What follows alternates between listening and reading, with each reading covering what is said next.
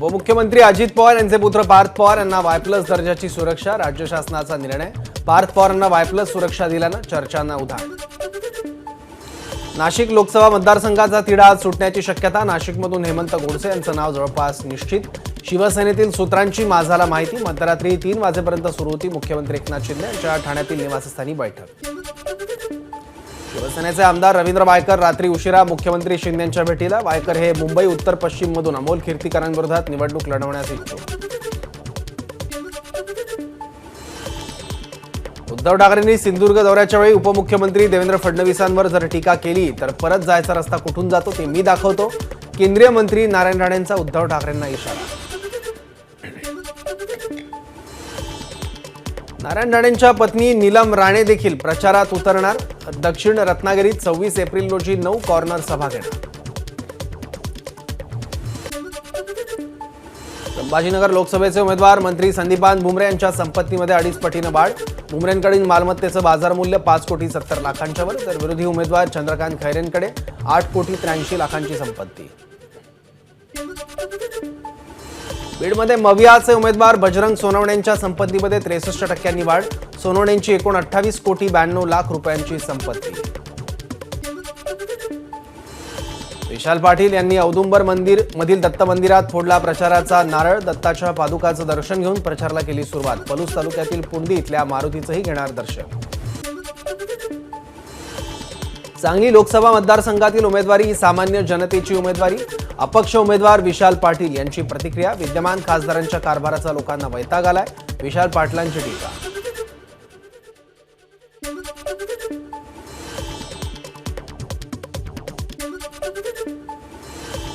काँग्रेसचे बंडखोर उमेदवार विशाल पाटलांवर कारवाई करणार। काँग्रेस प्रदेशाध्यक्ष नाना पटोलेंची माहिती, तर विशाल पाटलांची मनधरणी करण्याचे अनेक प्रयत्न केले, पटोलेंची प्रतिक्रिया। मुख्यमंत्री एकनाथ शिंदे आज बुलढाणा दौऱ्यावर। यावेळी मुख्यमंत्री आणि विनोद पाटील यांच्यात होणार चर्चा। अजूनही वेळ गेली नाही। संभाजीनगर लोकसभेचा महायुतीचा उमेदवार बदला, विनोद पाटील यांची मागणी। संभाजीनगर लोकसभेसाठी इच्छुक विनोद पाटलांनी घेतली मंत्री उदय सामंत यांची भेट। विनोद पाटलांसोबत झालेली चर्चा मुख्यमंत्र्यांच्या कानावर घालणार, सामंत यांची प्रतिक्रिया। शिवसेना उमेदवार ओमराजे आणि राष्ट्रवादी उमेदवार अर्चना पाटील यांना आचारसंहिता भंगाची नोटीस। निवडणूक निर्णय अधिकाऱ्यांचे पोलीस सायबर विभाग आणि आरोग्य विभागाला अहवाल सादर करण्याचे आदेश।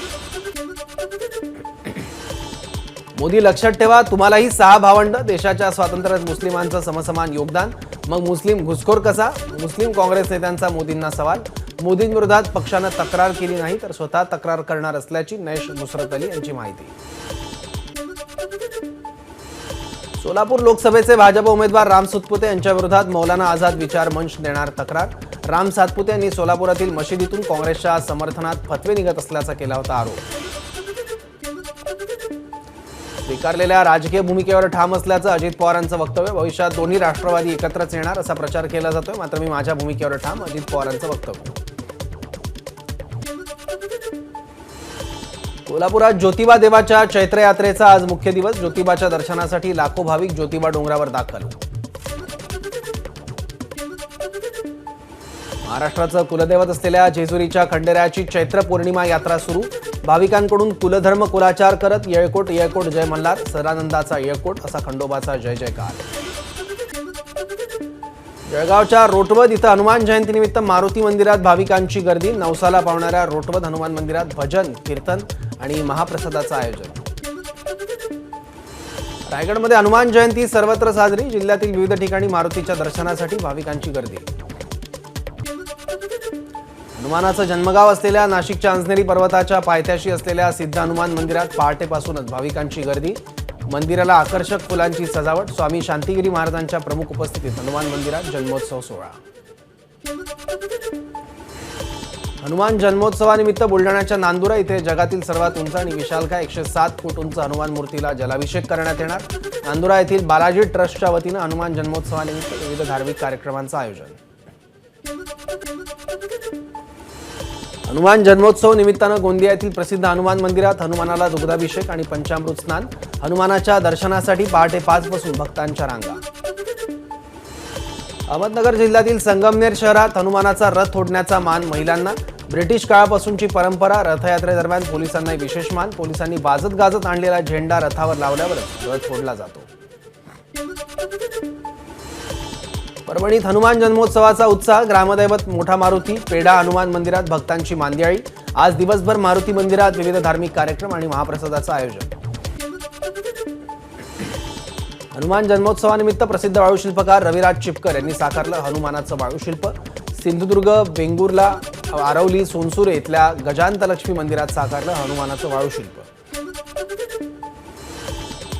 गोंदिया शहरातील गौतमनगर परिसरातील अतिप्राचीन झोपलेल्या हनुमानाची स्वयंभू मूर्ती, मोठ्या संख्येनं भक्त हनुमानाच्या दर्शनाला. मंदिरात हनुमान जन्मोत्सवानिमित्त विविध कार्यक्रमांचं आयोजन. हेमंत गोडसे यांनी शालिमार चौकातील हनुमान मंदिरात केली आरती. मध्यरात्री मुख्यमंत्री एकनाथ शिंदे यांच्याशी चर्चा झाल्यावर गोडसे पहाटे पोहोचले नाशिकमध्ये. मुख्यमंत्री एकनाथ शिंदे यांच्याकडून उमेदवारीबाबत आश्वासन मिळत असल्याचा गोडसे समर्थकांचा दावा. हनुमान जयंतीनिमित्त सुप्रिया सुळे यांनी घेतलं बारामतीतील कन्हेरीच्या मारुती रायाचं दर्शन.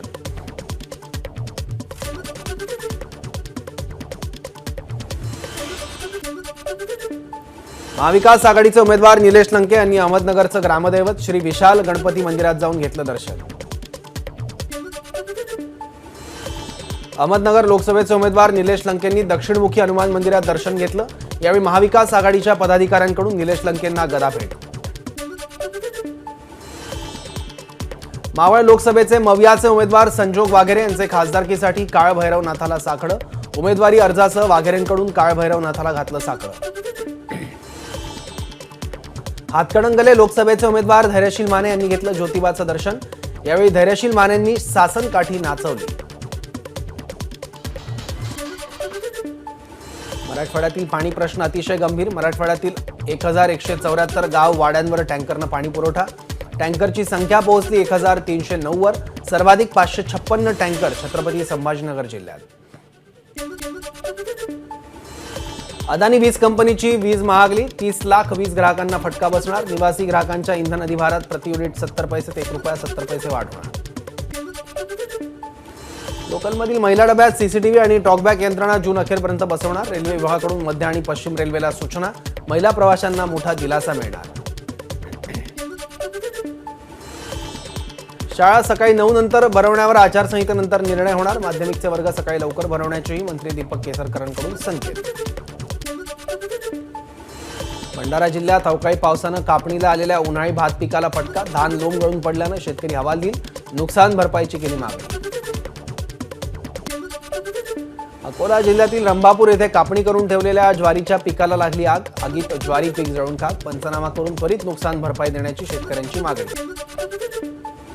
वाशिम जिल्ह्यातील मानोरा तालुक्यातील बेलोरा गावातील नागरिकांचा मतदानावर बहिष्काराचा इशारा. दिग्रस अकोला महामार्गावर गावालगत असलेल्या खोराडी नदीवरील पुलालगत दोन्ही बाजूंना संरक्षित भिंत उभारण्याची मागणी. यवतमाळच्या पांढरकवडा तालुक्यातील पिंपळशेंडा इथे एकाच दिवशी रोखले 5 बालविवाह. जिल्हा बाल संरक्षण कक्षानं माहिती मिळाल्यानंतर केली कारवाई. मुलीचं 18 वर्ष पूर्ण होईपर्यंत लग्न करणार नाही असं लेखी हमीपत्र पालकांकडून घेण्यात आलं.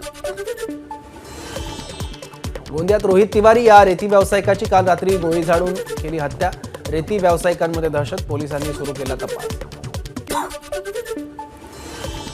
भंडाऱ्यात काल मध्यरात्रीच्या सुमारास सुरू असलेल्या रिमझिम पाऊस आणि विजांच्या कडकडाटाचा फायदा घेत चोरट्यांनी शहरातील 7 दुकानं फोडली.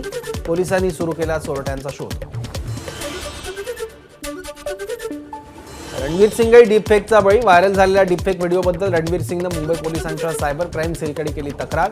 डीपफेक व्हिडिओत रणवीर राजकीय पक्षाचं समर्थन करताना दाखवण्यात आलं. दाऊदी बोहरा समाजाचे नेते म्हणून सय्यदना सैफुद्दीन यांचं पद आणि नियुक्ती योग्य. दाऊदी बोहरा उत्तराधिकारी वादावर उच्च न्यायालयाचा निर्णय. प्रदीर्घ सुनावणीनंतर गेल्या वर्षी निर्णय ठेवला होता राखून. 2014 मध्ये दाखल केली होती याचिका. एअर इंडियाच्या ताफ्यातील शेवटच्या बोईंग 747 विमानाचं शेवटचं उड्डाण मुंबईच्या छत्रपती शिवाजी महाराज आंतरराष्ट्रीय विमानतळावरून झालं. मुंबई विमानतळ कंपनीने विमानाच्या अखेरच्या उड्डाणाचा व्हिडिओ एक्सवर टाकला. झोमॅटोचा ग्राहकांना झटका. कंपनीकडून प्लॅटफॉर्म शुल्कामध्ये 25% वाढ. ऑर्डरवर ₹5 जास्त द्यावे लागणार. हाँगकाँग सिंगापूरमध्ये MDH आणि एव्हरेस्ट कंपन्यांच्या मसाला विक्रीवर बंदी. मसाल्यांमध्ये इथिलीन ऑक्साईडचं प्रमाण जास्त आढळल्यानं बंदी. केंद्र सरकारकडून संबंधित मसाल्यांचे नमुने गोळा करण्याचे आदेश. एबीपी माझा, उघडा डोळे बघा नीट.